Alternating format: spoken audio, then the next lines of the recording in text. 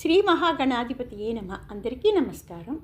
నీలాచల శ్రీ క్షేత్ర నివాసాయ నిత్యాయ పరమాత్మనే సుభద్ర బలభద్రాయ జగన్నాథాయ మంగళం. ద్వాపరయుగంలో అర్జునునికి కురుక్షేత్రంలో గీతామృతాన్ని ఉపదేశించి కర్తవ్యోన్ముఖుణ్ణి చేసిన జగద్గురు శ్రీకృష్ణ భగవానుడు శ్రీ జగన్నాథ స్వామి వారుగా అన్న బలభద్ర స్వామి చెల్లెలు సుభద్రాదేవులతో కొలువు తీరిన పవిత్ర పుణ్యక్షేత్రం ఒడిస్సాలోని పురీ క్షేత్రం. 8వ శతాబ్దంలో ఈ క్షేత్రాన్ని సందర్శించిన ఆదిశంకరాచార్యుల వారు ఇక్కడ జగన్నాథ స్వామి వారు సజీవ పదార్థాన్ని కలిగి భక్తులను అనుగ్రహిస్తున్నారు అన్న సత్యాన్ని గ్రహించి గోవర్ధన మఠాన్ని స్థాపించారు. పురీ క్షేత్రంలో ప్రతి సంవత్సరము ఆషాఢ శుక్ల విదే నాడు రథోత్సవం జరుగుతుంది. జగన్నాథస్వామి, బలభద్రస్వామి, సుభద్రాదేవి వార్ల మూల విరాట్టులైన దారు విగ్రహమూర్తులు వేరువేరు రథాలను అధిరోహించి సాంప్రదాయబద్ధంగా గుండీచా మందిరం వరకు సాగుతారు. దీనినే మహావేది మహోత్సవం అంటారు.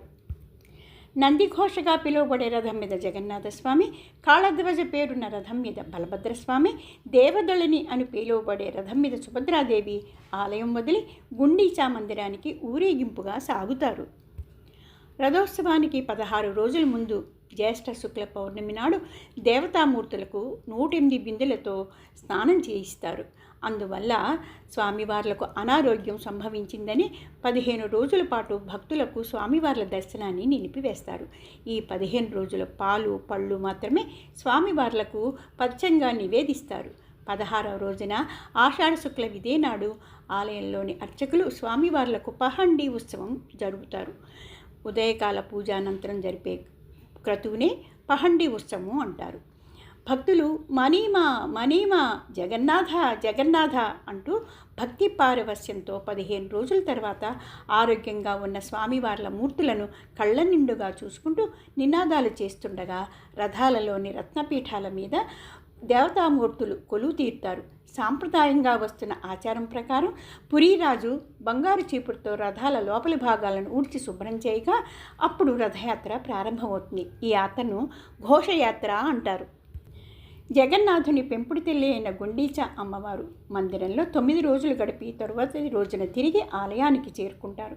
స్వామివార్ల తిరుగు ప్రయాణ రథయాత్రను బహుదాయాత్ర అంటారు. మరునాడు దేవతామూర్తులకు ఆభరణాలు అలంకరణ చేయగా చూడడానికి దేశంలోని నలుమూలల నుంచి భక్త సందోహం తరలివచ్చి జై జగన్నాథ జై జగన్నాథ అంటూ స్వామివార్లను కన్నుల నిండా చూసుకుని మనసు నిండా నింపుకుంటారు. దీనితో జగన్నాథ రథయాత్ర క్రతువు పూర్తవుతుంది. పూరీ జగన్నాథుడంటే మనఃపురాల్లో అంటే మన శరీరాల్లో నిత్యం ఉంటూ మనలందరినీ రక్షించేవాడనే అర్థం ఉంది. అందువల్ల ఓ జగన్నాథ, నా శకటాన్ని అంటే నన్ను నీ వద్దకు తెచ్చాను. నన్ను ధర్మ మార్గంలో నడిపించు, నా తోడు నీడగా ఉండవయ్యా జగన్నాథ అని మనసారా వేడుకుందాం. జగన్నాథస్వామి నయనపదగామి భవతుమే సదా. శుభం భూయాత్.